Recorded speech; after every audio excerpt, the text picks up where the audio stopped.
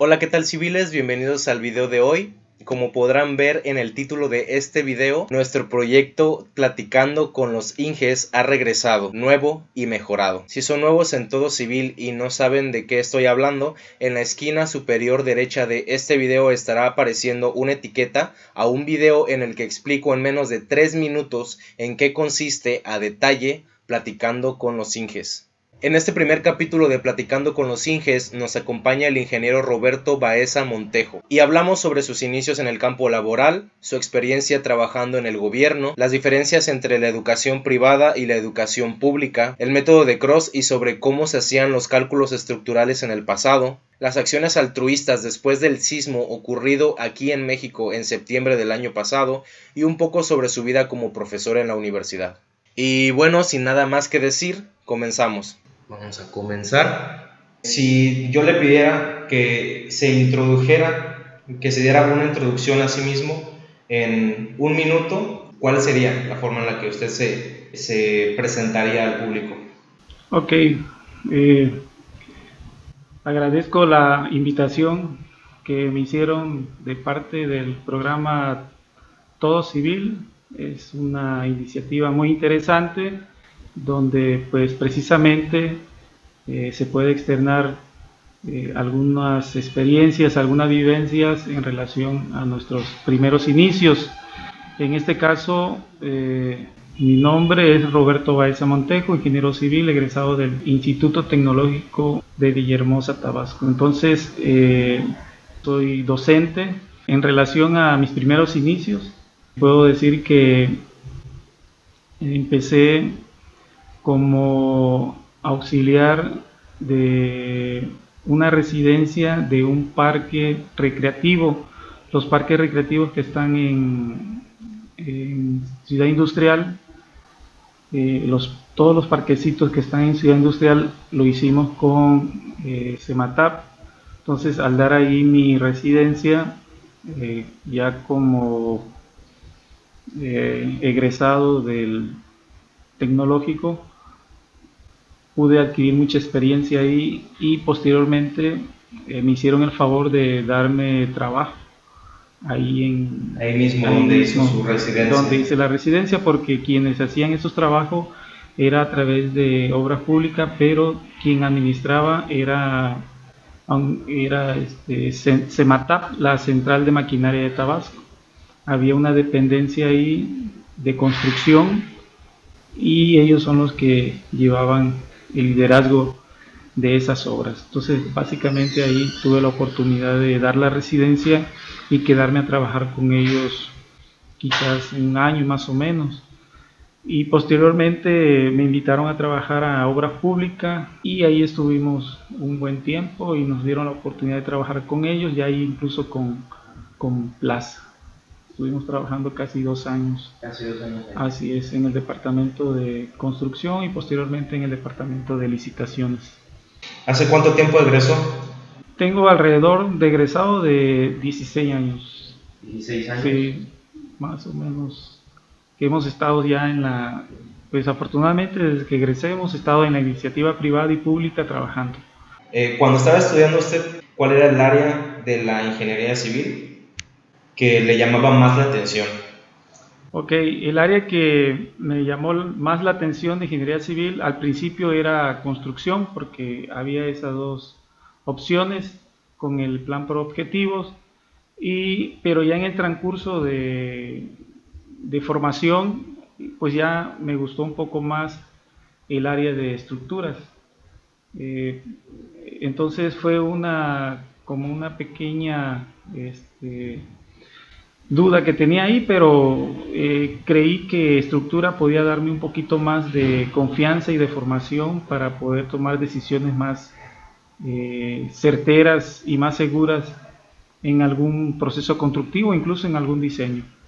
En cuanto a la construcción, de hecho es el área que pudiera representar a la ingeniería civil, porque eso es lo que primero se ve. Esa es como si la ingeniería civil fuera, pues no sé, una manzana o una naranja. La cáscara, lo que se ve realmente es es esta área, la de construcción. Nos imaginamos a un ingeniero con su casco, con su chaleco, con su equipo de seguridad, trabajando, dando indicaciones a sus trabajadores, a sus albañiles. Durante los estudios uno se va dando cuenta de la diversidad de áreas que se pueden elegir y surgen estas dudas.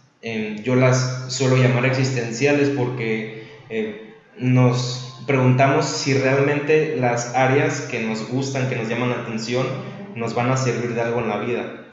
Es decir, hay quienes dicen que las estructuras son mal pagadas, hay quienes dicen que nada que ver, que administración, otros dicen que te vas a morir de hambre si estudias geotecnia o mecánica de suelos, lo cual, en mi opinión, pues son prejuicios, ¿no? Y son como chismes de pasillo que van pasando los compañeros, los maestros, y pues se esparcen entre los estudiantes que realmente ellos van a la universidad a aprender. Entonces, ¿usted qué opina sobre estos rumores dentro de la universidad? Bueno, en relación a la formación o el perfil que un egresado decida tener, pues de alguna u otra forma va a tener trabajo. O sea, eso es indudable, ¿no? O sea, si te dedicas al área de geotecnia, al área de estructuras o al área de construcción, pues el trabajo está garantizado. Aquí quisiéramos quizás comparar, que las comparaciones no son buenas, el por qué una empresa sí tiene más trabajo, por qué otro ingeniero tiene más trabajo, por qué el otro no lo tiene. Bueno, podríamos echarle la culpa, si quisiéramos así, a la política, ¿no? Pero bueno, no nos vamos a meter en esos temas. Más sin embargo, lo que le puedo decir es que las áreas de oportunidades están, siempre va a haber necesidades de infraestructura, de hospitales, de escuelas, de casas, siempre va a haber déficit. Por ejemplo, hay un déficit de millones de kilómetros de carreteras en el mundo que se necesitan.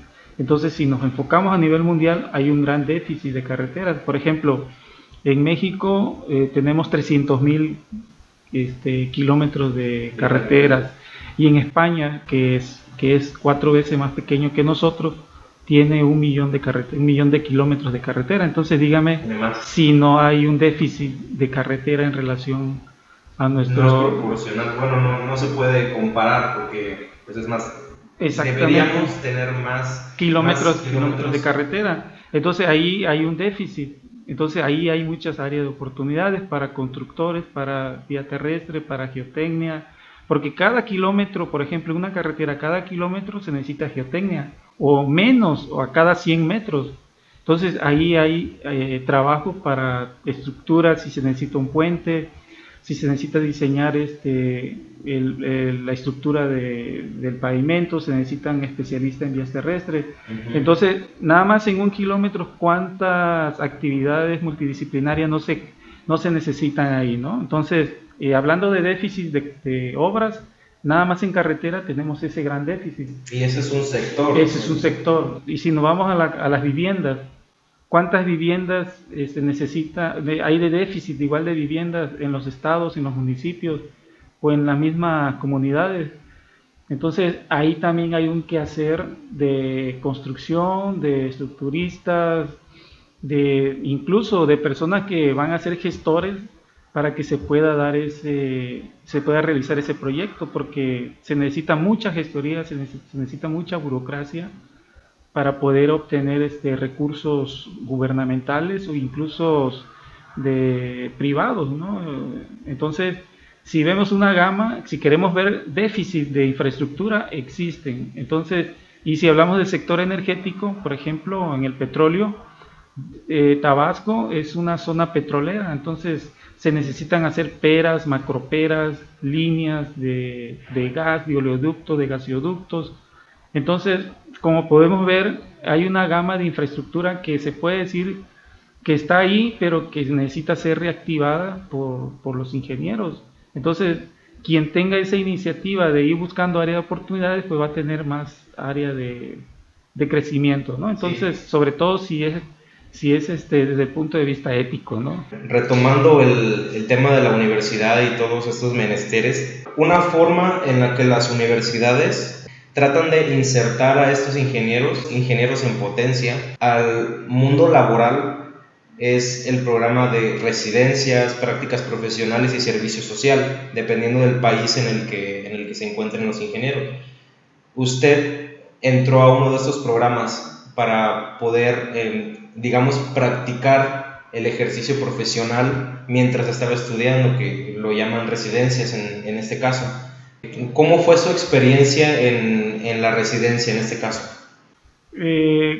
La experiencia fue una experiencia muy productiva, la información o lo que traía yo de formación, pues lo pude poner en práctica al 100%. ¿Le costó mucho? La verdad no, porque afortunadamente siempre tuve como una idea durante estudiante, fue decir, voy a estudiar para aprender. Entonces siempre recurría a las bibliotecas, a informaciones que teníamos y mi idea principal era estudiar para aprender. Entonces yo siempre tenía ese enfoque, siempre decía yo, eso me va a servir y tuve la fortuna también de contactar personas ya en el área activas que ya estaban trabajando y me decían, no, pues aprende generadores, aprende a hacer estimaciones, aprende a calcular cuestiones de volúmenes de tierra. Entonces te iban dando tips y aprende AutoCAD, ¿no? Porque nosotros empezamos con el AutoCAD, la 14, la 9, la 10, la 14. Entonces fuimos dándole prioridad, le fui dando prioridad a ciertas actividades que una vez que salías de la institución era lo que te iban a pedir. Entonces cuando llegué, ¿sabes dibujar AutoCAD? No, pues sí me hacía algunos comandos, ¿no? Porque todo era por comandos. Sí. Entonces, ¿sabes hacer precios unitarios? Pues sí, sé usar el Opus y el H2, un programa que la verdad muy muy interesante y desafortunadamente no se sigue ocupando, pero en ese tiempo eran las herramientas. Entonces, ok, perfecto, entonces quédate aquí. Y surgió una necesidad, oye, sí, mira que necesitamos que nos apoye ya directamente en la obra, ya no tienes que hacer precio, ya no tienes que dibujar, vete a la obra, ¿no? Apóyanos ahí para la supervisión de algún arenero, de alguna banqueta, de algún kiosco. Entonces sí, pudimos tratar generar un ambiente de trabajo colaborativo. Yo le llamo colaborativo, llego a colaborar, llego a aportar. O sea, si yo llego a un lugar a esperar que me digan qué voy a hacer, cómo lo voy a hacer, y aquí está esto, aquí, entonces como que uno se va abriendo las puertas solito, ¿no? Exactamente, entonces se necesita uno ir, como dice, tocar puerta para que te puedan ir dando más responsabilidades, pero si no logras hacer esa sinergia, pues sencillamente pues hasta donde llegaste, hasta ahí vas a quedar, porque nadie va a arriesgar una actividad o una responsabilidad a alguien que no demuestra iniciativa, ¿no? Así es. De hecho, ahorita con todo esto me estás haciendo recordar algunas experiencias pues de hace algunos años.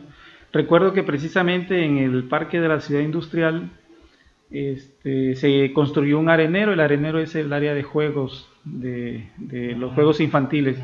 Y resulta que pues llovió y el arenero no funcionó. Entonces todo el mundo decía, bueno, ¿por qué no se va el agua por medio de la arena y por qué desborda, ¿no? Y por qué se mantiene húmeda el arenero, si el arenero debe estar seco? Entonces, como yo conocía los planos, como vi cómo se construyó, entonces el jefe de esa área le dije, mira, dame chance, no sé, 2 horas para recorrer y ver qué está pasando y tal vez encuentre una solución. Y sí, el arenero tiene 3 líneas de tubos perforados y esas 3 líneas de tubos perforados llegan a un registro y ese registro lleva una línea de tubo no perforado y que va a conectarse a la red municipal.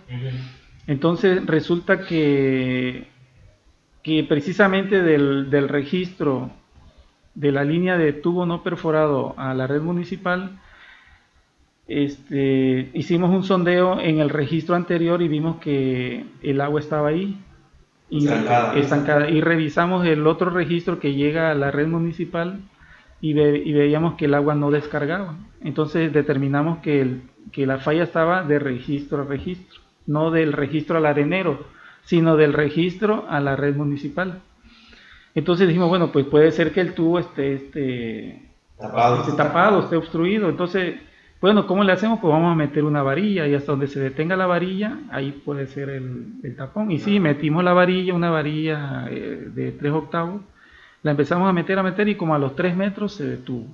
Entonces determinamos que ahí estaba el tapón. Entonces dijimos, bueno, si es un tapón leve, vamos a meterle presión, pero no destapó. Entonces decidimos hacer la excavación ahí a 3 metros. Y resulta que el tubo estaba chupado, era un tubo de PVC de 6 pulgadas y estaba chupado. Pasó quizás un equipo ahí y lo dejó aplastado. Como se empezó a aplastar, la misma arena lo empezó como quedó aplastado, se asolvó. Entonces prácticamente ya se generó un tapón. Y como siguieron compactando, lo terminaron de aplastar el tubo. Ya prácticamente quedó obstruido. Y sí pasaba el agua, pero mínimo, ¿no? Ok, dijimos, bueno, excavamos, hacemos el corte, hacemos un cople, ahí hechizo con la misma tubería y se reparó. Entonces fueron una de las cosas que quizás el ser ingeniero sea eso, ¿no? Ver qué está pasando y buscar una solución quizás económica, ¿no? Porque muchos decían, no, pues hay que volver a sacar la arena, hay que volver a meter los tubos. Entonces, afortunadamente dedujimos ese problema y creo que eso nos permite a nosotros quizás ganarnos el nombre de ingenieros, ¿no? La confianza de decir, bueno, el ingeniero vino y lo corrigió, ¿no? No se trata de ser superior a nadie, sino simplemente de aplicar ciertos conocimientos o habilidades que tenemos. Y eso fue en la etapa como residente, y eso quizás nos permitió y nos abrió la puerta para mantener continuidad en el trabajo, ¿no? Sí, porque muchos de nosotros empezamos de esa manera, ya sea en nuestras prácticas, residencias, ya una vez dentro de la empresa, y muchos pensamos, ¿sabes qué? Pues ya estoy aquí adentro, ya de aquí no me sacan, yo de aquí quiero seguir trabajando, ¿no? Mucho más cuando es un área que nos llama la atención o que el ambiente de trabajo, pues sabes que está muy bien, está cerca de donde yo vivo, de la universidad y tal. Entonces, pues intentamos, ¿no? Como que dar ese siguiente paso. Las actividades que usted decía al principio, pues eran cosas como generadores, ayudar en documentación, estimaciones, que es lo más común, incluso dibujar planos, presentar documentación ante el ayuntamiento, ante el gobierno para poder construir tareas muy específicas que son las que realiza un ingeniero en esta etapa de su carrera profesional. ¿Le fue muy difícil conseguir empleo? La verdad, no así difícil que se me haya dificultado. Te puedo decir que si me he quedado desempleado en todo este tiempo, 1 o 2 meses, pues creo que por ahí podríamos decir que no he tenido ninguna dificultad en encontrar trabajo, pero regresando a las prácticas profesionales, desde las prácticas profesionales ya me quedé trabajando en obras públicas. Entonces ahí prácticamente estuve 3 años con ellos. Agarré mucha más experiencia, más conocimiento, más contacto, más amigos, y eso nos permitió tomar una decisión y ya luego incorporarme a la iniciativa privada en una empresa que pues nos hizo el favor de darnos la confianza, y precisamente nos fuimos a trabajar a Mérida, a Humán Mérida, a una subestación eléctrica, y una experiencia muy agradable. Entonces ahí prácticamente nos dieron el área de control de calidad de todo lo que se tenía que colocar ahí, desde el concreto al acero, torres de transmisión, todo tenía que pasar por nuestro departamento, el área de calidad. Se puede decir que el área de calidad es una área muy medular en la construcción, puesto que tienes que pedir certificado de todo, ¿no? Del cemento, de pruebas granulométricas, o sea, todo debe venir en orden desde el punto de vista de la calidad. Entonces fueron casi un año que estuvimos ahí en esa subestación eléctrica, y con la empresa seguimos trabajando con ellos en otros proyectos aquí ya en el estado. Nosotros estábamos en una subestación eléctrica de alrededor de 2 hectáreas y por un lado venían las líneas de gasoductos, por otro lado venían las torres de transmisión, por otro lado estaban construyendo la planta de generadora de electricidad, porque era una planta que iba a generar electricidad a través del gas. Entonces era un megaproyecto, un proyecto muy, muy interesante. Entonces quizás he tenido la fortuna de caer en lugares donde me ha tocado al principio, como todo, llegar con dudas, con preguntas, pero no nos queda más que actualizarnos, ponernos a leer, y eso quizás nos va a dar un poco más de confianza, y ya que empezamos a agarrar el rol de las actividades, pues todas esas incertidumbres se nos van, porque prácticamente se vuelve una actividad colaborativa entre todos, ¿no? Sí.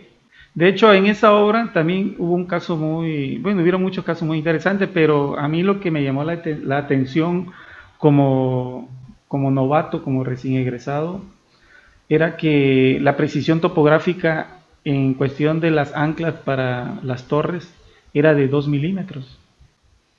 Entonces tú decías, bueno, 2 milímetros es lo que necesito tener de ancla a ancla, ¿no? De error.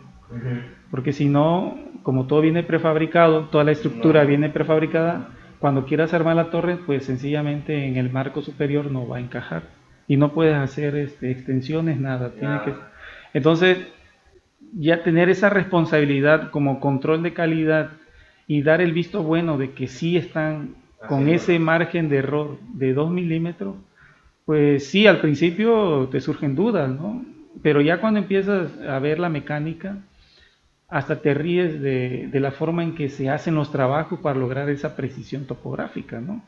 Pero bueno, entonces son los retos, las experiencias, el no rendirse, el leer, el documentarse, el actualizarse, mantener comunicación con las personas que hacen los trabajos, estar ahí. Bueno, quizás aquí en el estado nos quejamos del calor, pero aquí es un calor fresco, en Mérida es un calor seco. Aquí te metes a un árbol y te refresca, allá en Mérida casi no hay árboles. Entonces, adaptarse a todo, ¿no? Adaptarse al ambiente laboral, adaptarse a las necesidades de la obra, adaptarse a trabajar con otra cultura. ¿Por qué? Porque quizás haya una idiosincrasia diferente, una forma de pensar, pero tienes que saberte adaptar a las necesidades de la obra, porque el objetivo es que la obra se haga en tiempo y forma. Sí. No es que yo vaya y que por mi título, por mi nombre, todo se va a hacer a la perfección. No. Tiene que hacerse una obra en tiempo y forma y tiene que ser un trabajo colaborativo, ¿no? Entre varias personas, varias disciplinas. Porque muchos entramos con la idea de que un ingeniero lo debe saber todo, que un ingeniero es un ser supremo que tiene conocimientos de diversas áreas y por lo tanto él puede hacer todo, cuando realmente no es así.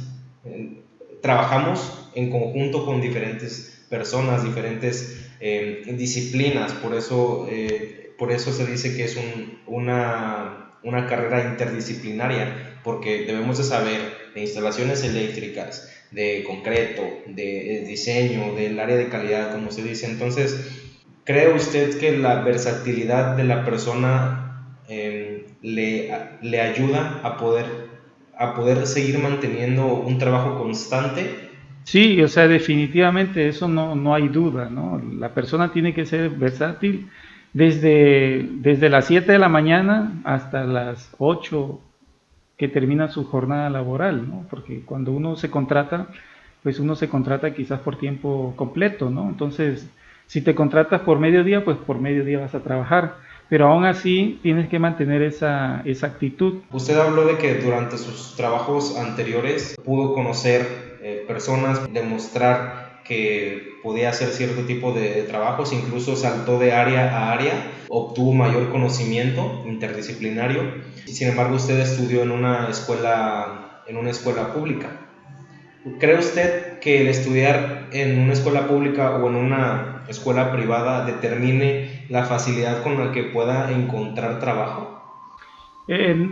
No creo que sea un obstáculo estudiar en la iniciativa pública o privada para que te den un trabajo. Yo creo que en México no existe esa, no sé si le llamaremos discriminación, no creo que sea la palabra, pero no, al menos en mi experiencia, cuando yo he estado en entrevistas, como que no tiene nada que ver si eres de iniciativa pública o si eres de iniciativa privada.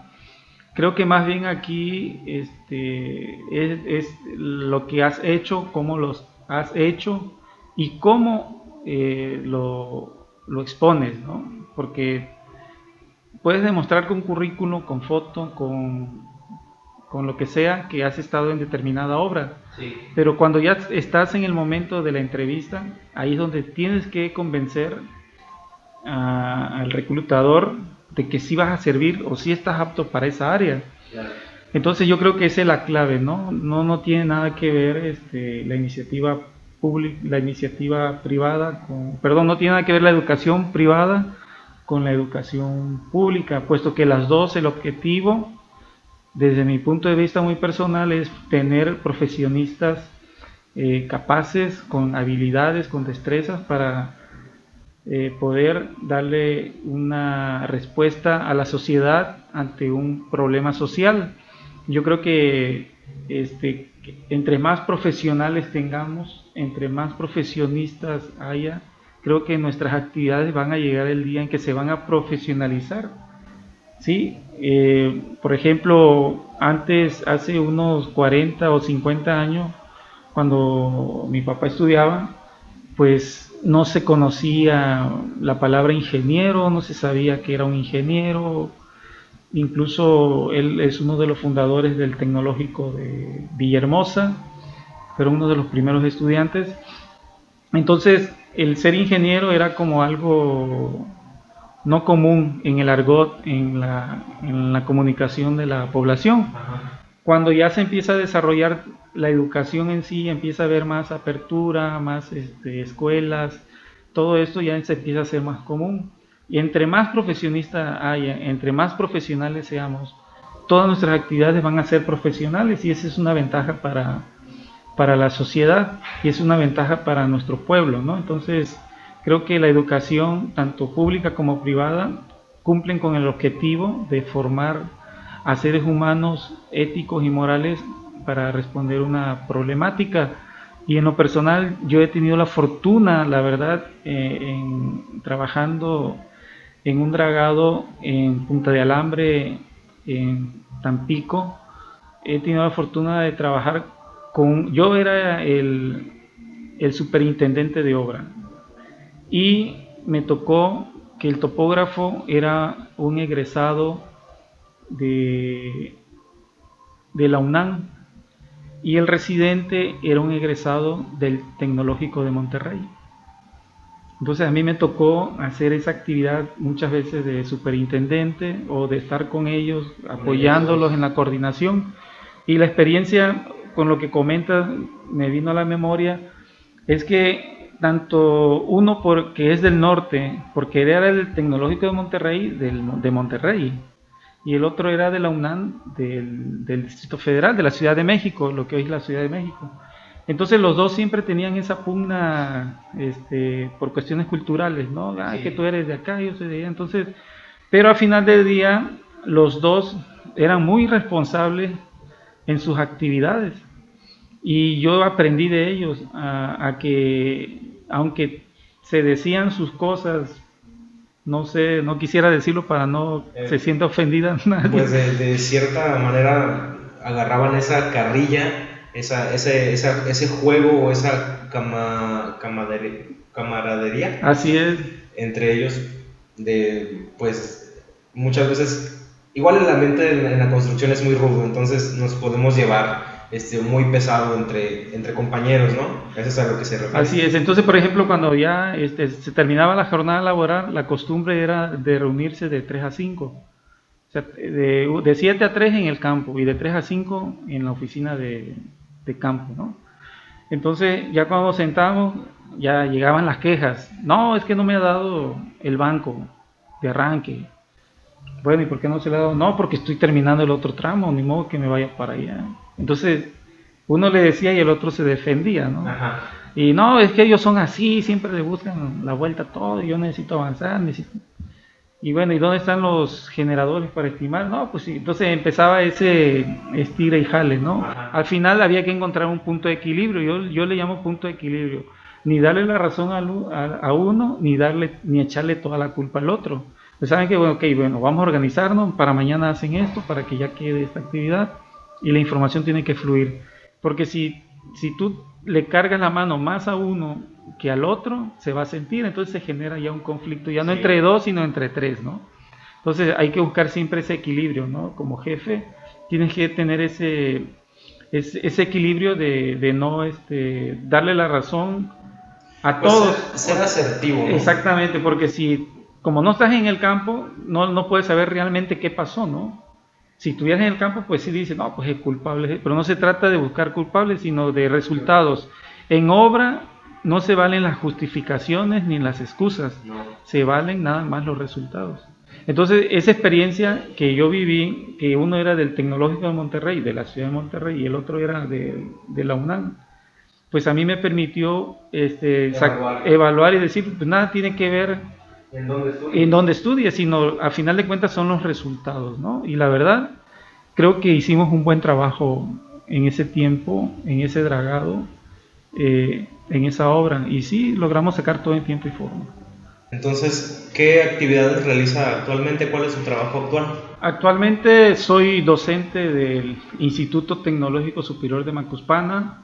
También colaboramos como instructor en el Colegio de Ingenieros Civiles de Tabasco y también nos dedicamos a trabajos particulares como servidores maestros en estructuras, pues también hacemos algunos trabajos particulares de la iniciativa pública como privada.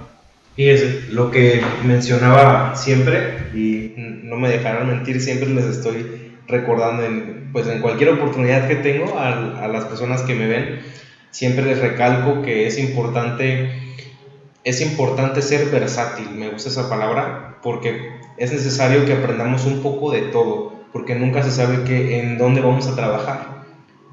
Sin importar que te guste el diseño estructural o que te guste simplemente estar en obra y poder llevar la administración o la ejecución de una obra, siempre va a ser necesario que tengas conocimientos en determinada área, tanto para dirigir a personas como para poder ofrecer servicios de diferente índole. Entonces se me hace curioso que usted ha hecho de todo prácticamente. La verdad que sí, he tenido la fortuna de estar en diferentes obras, en diferentes áreas, y creo que lo que me ha servido es decir no puedo o no lo sé. Jamás he mantenido esa actitud. Siempre he tratado de que esas palabras no estén en mi diccionario, ¿no? No puedo, no lo sé. Siempre eso sí trato de ser muy prudente a la hora de tomar una decisión. Creo que esa es la forma en que debemos de enfrentar nuestros retos, y eso a mí me ha dado la oportunidad de quizás estar en diferentes disciplinas de la ingeniería civil, y pues creo que sí hemos dado buenos resultados. Sí, veo que ha estado en diferentes áreas, ¿no? Y ahora pues es docente. ¿Cómo es un día normal en su vida? Un día normal en mi vida es levantarme a las 5 de la mañana, 6 de la mañana, a veces salgo a trotar, hacer un poco de ejercicio. Sí. Hago algunas actividades normales como toda familia, y ya posteriormente, si tengo alguna actividad que hacer, programo alguna visita de obra, como soy director responsable de obra, si me toca estar en alguna actividad, pues trato de programarme, y ya posteriormente me voy a la escuela. Doy mis clases, preparo mis clases, trato de compartir también todas estas experiencias con las futuras generaciones, porque creo que el conocimiento no es como para meterse en una caja fuerte. a nadie le sirve que el conocimiento esté en una bodega. Creo que el conocimiento es para que se transmita y que las futuras generaciones la modifiquen, la hagan mejor, y creo que eso va a dar desarrollo en el país, y si nuestro país desarrolla, ganamos todos. Y en la noche pues llegar, preparar algo, cenar algo, y revisar algunas actividades pendientes. Trato ya no de estresarme por circunstancias que quizás uno no provoca. Trato de llevar una vida quizás más relajada, más tranquila, eso sí, con responsabilidad, porque todo el mundo tenemos responsabilidades. Esa es una vida cotidiana, quizás, digamos, es monótona, pero bueno, el día es monótono. Sale el sol a la misma hora, se opone en el mismo lugar, sí, sale en el mismo lugar. Entonces, esta vida cotidiana, pues quizás lo que haces ya en compartir conocimiento, en llegar y hacer un trabajo y decirle al cliente, mira, esto es lo que te conviene, esto es lo que no te conviene, y mira, en ese sentido vamos a hacerte una propuesta mejor, dialogar con personas, hacerle propuestas de cuestiones de mejora. Entonces todo eso te va haciendo el día más diferente, ¿no? Por ejemplo, con los alumnos que de repente estamos en la clase y esto no lo entiendo, perfecto. Entonces eso ya es un reto, porque tú tienes que tratar de que el alumno trate de asimilar los conocimientos, ¿no? Sí. O esto no me quedó claro, perfecto, ¿cómo no? Lo volvemos a checar, ¿no? Entonces eso ya te saca de la rutina. Cuando alguien te pregunta, bueno, ¿y de dónde salió esta información? Entonces tú dices, bueno, dame chance también de investigar. Sí, ¿no? Porque luego lo agarran uno en curva y no sabe qué responder de repente. O el mismo cliente te dice, bueno, ¿y por qué el sismo? O sea, ¿qué? ¿Dios está enojado? ¿Qué está pasando? O sea, cuestiones de eso que te hacen que tu vida ya no sea cotidiana, ¿no? Entonces, una vida normal como cualquier ciudadano que tiene la aspiración de ser cada día mejor. O sea, no hay nada, nada extraordinario. Aunque cada minuto es extraordinario, ¿no? Usted ahorita pues está dando clases. Tengo un par de preguntas con respecto a eso. ¿Qué opina usted de la mecanización comparándola con la comprensión de los temas dados en clase? Voy a dar un ejemplo. En el diseño estructural hay, por ejemplo, métodos que actualmente han caído en desuso, que ya no se utilizan para poder diseñar cualquier tipo de estructura. Voy a dar un ejemplo, el método de Cross. Es un método que en su momento pues fue un boom, fue algo, ¿cómo le diré? Algo que se utilizaba, porque no se tenían esas herramientas que ahora tenemos, como por ejemplo los programas de computadora, con los que ya podemos calcular estructuras en diferentes estados de carga, por ejemplo, con diversos factores. Ya no tenemos que volver a calcular una serie de pasos que anteriormente se hacían, ¿no? A eso me refería con mecanización. Por ejemplo, en este método se enseña a través de como una tabla, hacer ciertos cálculos de este más y luego se hace algunos artilugios por ahí, pero en realidad en las aulas por lo general se enseña nada más, tienes que agarrar este número y lo tienes que sumar con y luego con y luego así, en lugar de explicar por qué se están sumando las cosas o qué es lo que está ocurriendo con la viga que estoy calculando. A eso me refiero, porque se enseñan los pasos que se deben de seguir, pero no te dicen por qué. Y eso pasa, lo extrapolamos a otras materias. Sí.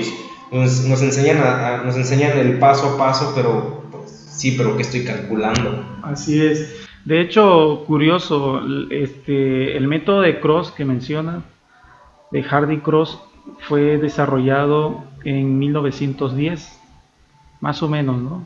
Y curiosamente, México en ese tiempo estaba en pleno auge de la Revolución Mexicana.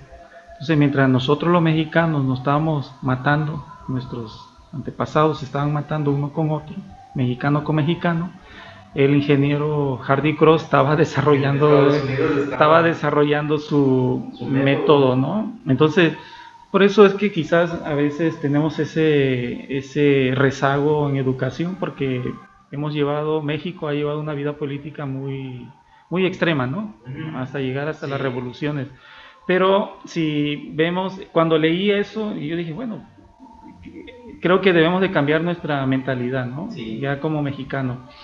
Esa es la gran diferencia en ese momento, ¿no? Entre países. Y me dio un poco de tristeza, ¿no? Porque yo dije, no puede ser, ¿no? Pero bueno, más sin embargo, todo eso sucedió y quizás de algo, de poco o de nada le ha servido al país. Pero bueno, aquí estamos. Pero, curiosamente, el método de Hardy Cross lo desarrolló porque ya el método de rigideces, que es la antesala del método de elemento finito, ya estaba desarrollado. Pero como se generaban muchas ecuaciones lineales, que eso llevaba a un arreglo matricial, no se podían resolver a mano. Entonces imagínate una matriz de 100% que la tienes que invertir para poder encontrar los desplazamientos. Era un poquito muy complicado hacerlo mano por mano. Ingeniosamente el ingeniero Hardy Cross realizó la iteración, fue iterativo. Un método que te da un resultado aproximado exacto. y aceptable para la aplicación en la ingeniería. Sí, si comparas lo de Hardy Cross con el método de rigideces o el método de elemento finito, los resultados son exactos, o sea, no hay una gran variación en un análisis de viga por cualquiera de los dos métodos. Cuando se desarrolla la computación en 1920, 1930, 1940, que empieza a llegar a México, ya se empiezan a hacer programas para resolver matrices. Y ahí es cuando cae en ese desuso, ¿no? Exactamente. Ahora ya hay un aparato que te resuelve el algoritmo, que puede resolver matrices. Exacto. Que antes te era muy complicado. A mano, sí. Por ejemplo, yo he platicado con ingenieros y, por ejemplo, a un ingeniero, volviendo al método de Cross, decían, no, es que el ingeniero nos decía, tú calcula la rigidez, ¿no? Y ya que calcules todo, tú te cargas de hacer la gráfica del cortante y tú la gráfica del momento. Se repartían la chamba, ¿no? Y ya que el otro departamento se encarga con los momentos diseñar las columnas, las vigas, sí. Y con el cortante tú te encargas de diseñar los estribos, ¿no? Entonces, cuando me platican eso de ingenieros ya grandes, de 60, 70 años, yo digo, bueno, es que así debió haber sido, ¿no? Repartirse, una vez que obtienes tal resultado, bueno, tú calculate esto, ¿no? Cuando tienes los cortantes, diseñate los estribos. Entonces, debió haber sido un despacho de 20 ingenieros, ¿no? Me imagino, sí. Para un edificio de 8 o 10 niveles, y cuestión de 15 días o un mes, y los planos haciéndolo a mano, ¿no? Que no había ni AutoCAD ni nada, ¿no? En ese tiempo. Hace una semana, 2 semanas, por ahí me encontré con esta imagen que estaré pegando en el video. Es un reconocimiento que le fue otorgado gracias a una acción altruista durante el sismo de hace un año, en septiembre, en la Ciudad de México. Sin duda alguna fue un evento que marcó un antes y un después en la vida de una ciudad y pues de un país, si queremos verlo así. Muchos de nosotros tuvimos experiencias, cosas de nuestra carrera profesional. ¿Qué me puede contar acerca de esto? ¿Qué uno como ingeniero civil, cómo puede apoyar en estas situaciones podemos decir, ante estos eventos de la naturaleza? Creo que indudablemente, y sin poner nada en tela de juicio, creo que todo profesionista debe de tener una actitud altruista cuando se le llame o se le haga ese llamado. Creo que ahí debemos de estar para lo que sea, ¿no? Si nos agarran para hacer algún trámite o algo, creo que no debemos de quizás negarnos, ¿no? Al menos creo que sería una primera reflexión, y creo que todos tenemos ese espíritu quizás de compartir algo sin esperar nada a cambio, ¿no? Resulta que se generan los sismos de hace un año en la Ciudad de México, Incluso fue el sismo, en Puebla, ahí fue el epicentro, y pues fue uno de los sismos que llamó mucho la atención a la comunidad lo que estudian pues los sismos, el Instituto de Geofísica de la UNAM, porque los sismos ya se están presentando dentro del territorio nacional, cosa que no era común. Entonces ya estamos preocupados porque los sismos ya se están presentando dentro del territorio nacional, entonces es algo novedoso. Más sin embargo, se genera el sismo y pues la Ciudad de México, a través del gobierno de la Ciudad de México, a través de Protección Civil, hicieron un llamado a nivel nacional a todos los colegios, a todas las personas que quisieran participar, a todas las instituciones. Sí, sí, vi alguna otra convocatoria. Exactamente, entonces llega la convocatoria o la invitación al Colegio de Ingenieros Civiles de Tabasco, nos hace la invitación a todos los corresponsables en estructuras y DROs.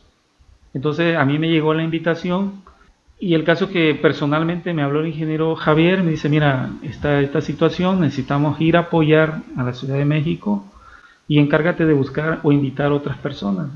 Entonces yo tuve la fortuna de hablarle a otro compañero y él dijo que sí, y luego a mí me habló incluso otro ingeniero, y bueno, el caso es que entre los tres y logramos armar un equipo.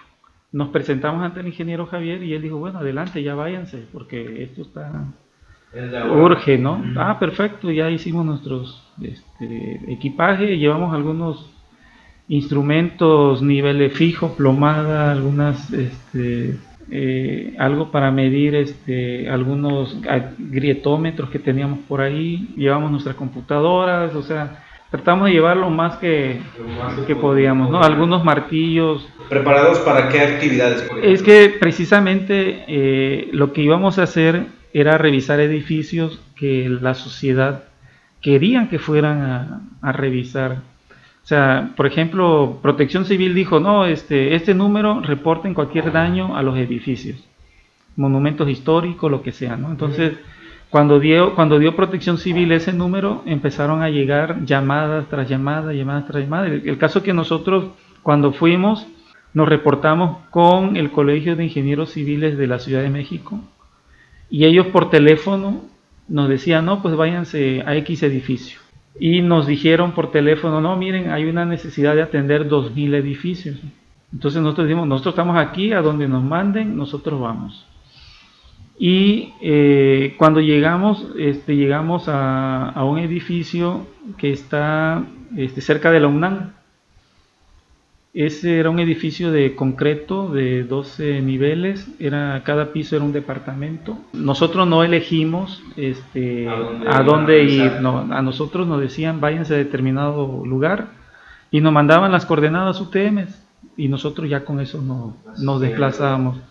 Ese edificio en particular se dañaron los acabados porque la estructura era de concreto, muro de concreto, vigas de concreto, losa de concreto, columnas de concreto. Pero ya el edificio, en sus acabados, todo era tabla roca. Todo era tabla roca. Entonces viene el sismo y obviamente la estructura tiene cierto movimiento, ¿no? Cierto desplazamiento de centímetros, pero lo tiene. Claro que al moverse la estructura, cuando se genera un sismo, pues normalmente fallan los elementos no estructurales y se generan grietas. Cuando claro que un plafón tenía una grieta, la gente se preocupó, no, pues ya está cayéndose el edificio, ¿no? Llegamos nosotros, hacemos la inspección, quitamos ese plafón y vemos que es tabla roca, ¿no? Entonces le decimos, miren, no se preocupe, lo que falló fue el acabado.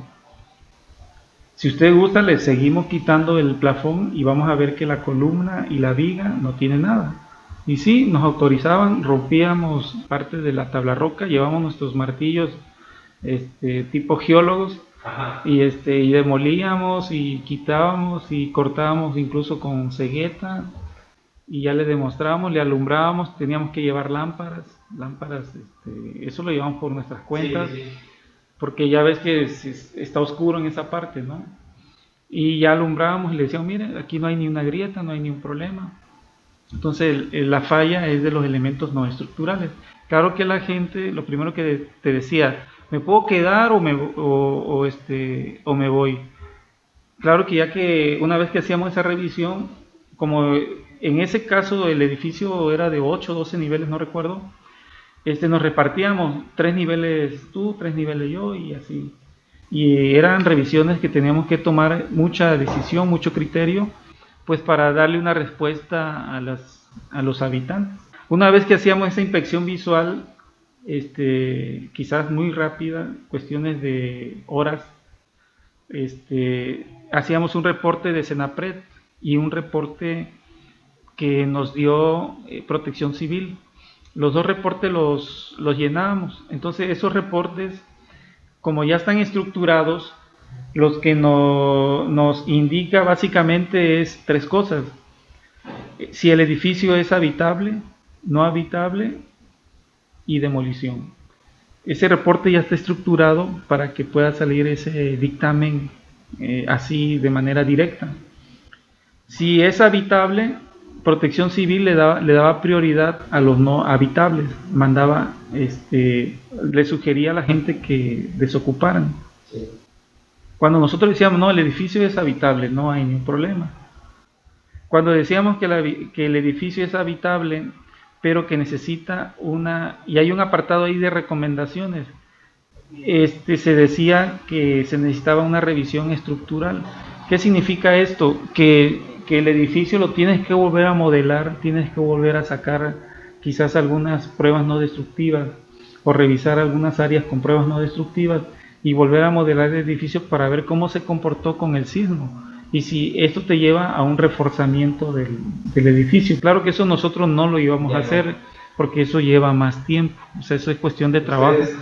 Ya determinaban si era habitable o no habitable, porque eso era lo que le interesaba a Protección Civil. Sí, es una respuesta pronta. Así es, incluso llegamos a otro edificio que está en Río Nava, cerca del Ángel de la Independencia, y ese edificio es un edificio de 40 años de haberlo construido, de estructura de concreto reforzado, y los elementos estructurales no sufrieron ningún daño, columnas, vigas, losas estaban en perfectas condiciones, pero ahí los muros eran de tabique rojo, ladrillo rojo.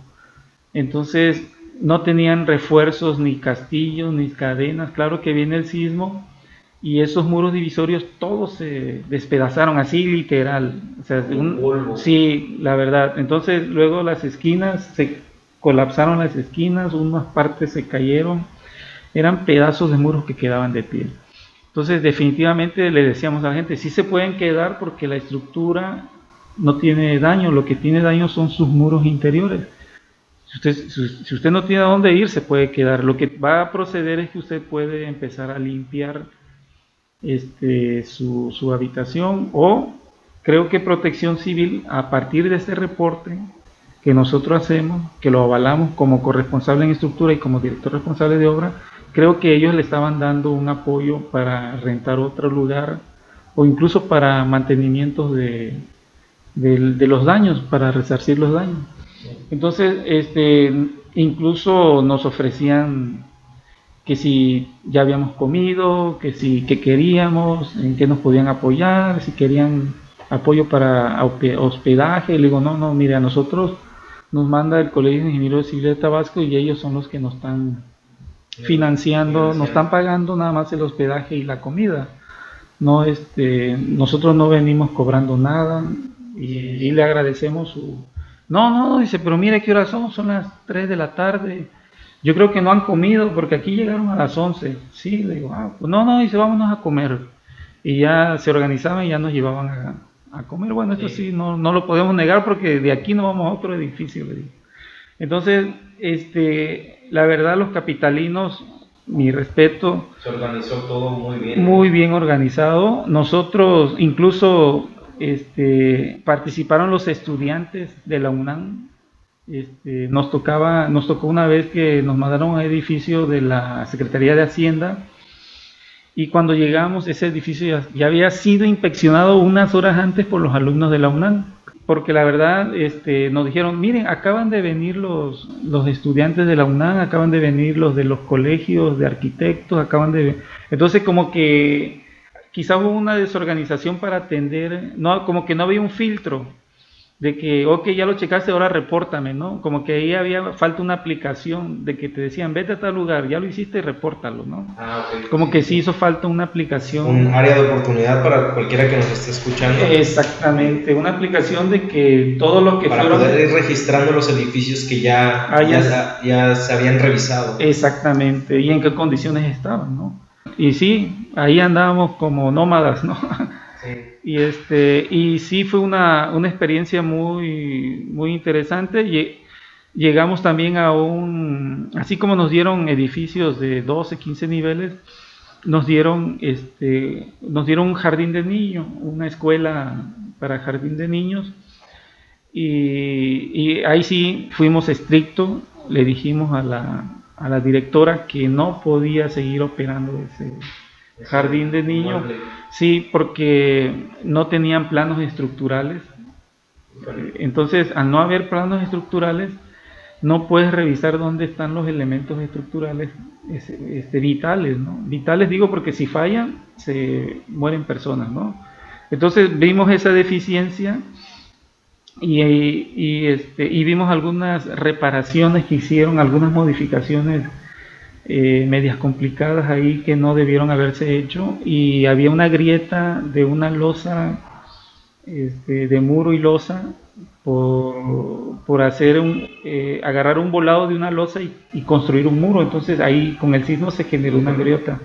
Entonces, y cuando revisamos llevamos un nivel de mano largo como de 1 metro, colocamos el nivel en el piso y la losa estaba pandeada, tenía deflexión como más de 3 centímetros. Entonces la loseta se había agrietado, el piso de loseta. Entonces de plano dijimos, ¿saben qué? Esto no lo pueden seguir operando. Y aparte de que era de 3 niveles, ¿no? Y era una casa habitación hecha adecuada para un jardín de niños. Entonces decidimos, no, esta no es habitable, ¿no? Nosotros llegamos el lunes y nos quitamos de ahí el viernes en la noche. No, ahí era para seguir, o sea, ahí... Hoy en día todavía siguen haciendo estas... El viernes nos pasaron un dato, el viernes de esa semana nos dijeron que ya eran 8,000 edificios que no se habían atendido, que Protección Civil requería de más apoyo, y el apoyo es muy sencillo, hay un formato con conocimientos básicos de estructura, lo puedes hacer. Y lo importante es decir si es habitable o no habitable, porque si no es habitable, le estás dando seguridad a las personas, ¿no? Que es lo más importante. Y lo pueden hacer estudiantes apoyados por un director responsable de obra o un corresponsable en estructura. Sí. Porque lo que se necesita es quitar plafón, verificar, checar los nodos, y eso es lo que atrasa. Y es algo peligroso, se tiene que hacer con cuidado. Así es, entonces... Creo que si la respuesta de la nación hubiese sido así, que las instituciones, las universidades hubieran apoyado con alumnos, creo que se hubiera abarcado, inspeccionado mucho más edificios, ¿no? Y luego trato de imaginarme la crisis que se vivía en esos momentos. Sí, así es, o sea, mucha gente prefería dormir en la calle que dentro de sus casas. Así es, porque no sabían, ¿no? Una anécdota que les comparto es que en un hospital de la Ciudad de México estaban haciendo una operación a corazón abierto. Se presenta el sismo y el doctor pues sencillamente esperó que pasara el sismo y siguió operando. Si él no tuviera una cultura de cómo actuar ante un sismo, él quizás hubiese salido corriendo y ahí hubiese quedado el paciente. Pero quizás su cultura, dentro de su cultura sísmica, es decir, bueno, esta estructura es sismo resistente, no va a pasar nada. Entonces ahí se ve una actitud heroica, ¿no? del doctor, de decir, me quedo con mi paciente, pase lo que pase, y si no pasa nada, sigo con mi operación, ¿no? Y creo que eso es lo que nos queda también como experiencia, que sí podemos hacer estructuras sismoresistentes, ¿no? Bueno, ya pasando a la parte final de este video, que hasta ahora ha sido una charla muy amena y lo estoy disfrutando bastante. ¿Qué es lo que sigue para el ingeniero Roberto? ¿Qué intereses profesionales tiene? Bueno, en la sociedad hemos apoyado de diferentes formas, apoyando cuestiones ideológicas que hasta ahorita pues nos han dado buenos resultados, cuestiones de vida pública. ¿Qué sigue en lo personal? En lo personal pues tengo la curiosidad o la inquietud de hacer un doctorado en estructuras. Esa es quizás una de las metas que por ahí tengo pendiente. Y pues seguir laborando ahí como docente, donde nos den la oportunidad de dar clases, y también seguir desarrollándome como profesionista, haciendo obras que le sirvan a la sociedad, que la sociedad se sienta a gusto y segura, que sea infraestructuras que beneficien a la sociedad. Por ejemplo, ya hablábamos de déficit de infraestructura que hay en el país, y creo que por ahí podemos aportar algunas soluciones viables y que beneficien al desarrollo de nuestro país. Y bueno, de manera familiar, pues seguir cuidando a la familia, seguir cuidando a los hijos, apoyándolos en todo lo que se pueda. Y creo que tratar de llevar una vida saludable, y tal vez por ahí me aviente un maratón trotando, no corriendo, pero sí trotando. Sí. Quiero terminar este video con su recomendación, ya sea libros, ya sea algo que pueda aportar en cuanto a que pueda inspirar a los civiles que nos ven, ya sea un libro, ya sea, no sé, una obra, algo que a usted lo haya inspirado y que piense que le sirva de esa manera a ellos. Bueno, el libro de estructuras del doctor Roberto Meli Piraya y todas sus investigaciones que, por ejemplo, hoy en día ustedes como estudiantes pueden acceder por el internet, creo que son literaturas obligadas. Otro libro también que es muy interesante, el libro de González Cuevas, tanto de concreto como análisis estructural. Son libros que en lo personal, incluso yo los adquirí. Y algo que también le recomiendo es que sus notas de clases, sus apuntes, entre mejores notas tengan cuando vayan a una vida profesional, les van a servir. Entonces hagan su propia bibliografía personal, su propio libro con sus notas, su propio diario de estudiantes, eso le va a servir. Y esos libros son muy importantes, son literatura básica, y ustedes tienen la fortuna que con 2 o 3 palabras y un clic pueden obtener miles de información, ¿no? Sí. Y nada más es sentarse a apropiarse de esos conocimientos.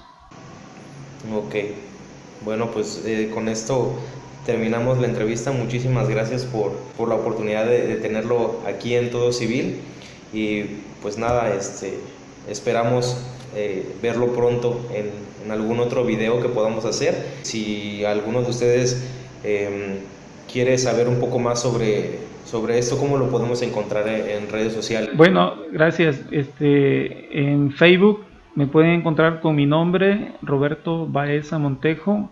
Por ahí también he subido unos videos de cuestiones de análisis estructural, no muchos, como 2 o 3.